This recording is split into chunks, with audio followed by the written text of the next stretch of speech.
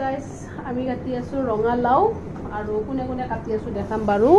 এই চাক ৰঙালাওৰ আগ আৰু ইফালে আছে কঁঠালৰ গুটি কোনে কোনে খাই ভাল পায় বাৰু আৰু যি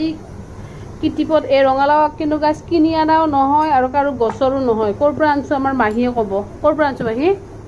এই জংঘলৰ ভিতৰৰ পৰা আনিছো ভৰি ফুকি যায় ইফালে লাঠি লয় বুঢ়া মানুহৰ ৰকমটো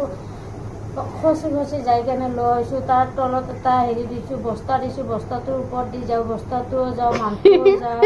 যাই কেনে সেনেকৈ লৈ গৈছোঁ ইফালে কচু আছে জখা ঠাউৰা বুলিও ভয় লাগে ধুনীয়াৰ পানী আছে যি কষ্ট কৰি আনিছোঁ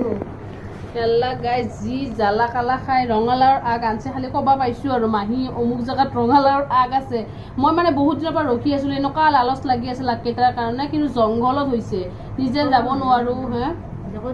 নিজে যাব নোৱাৰোঁ তো মাহীক আজি পাই মাহীক এই জেগাত মাহীক সোমাই দি কেনে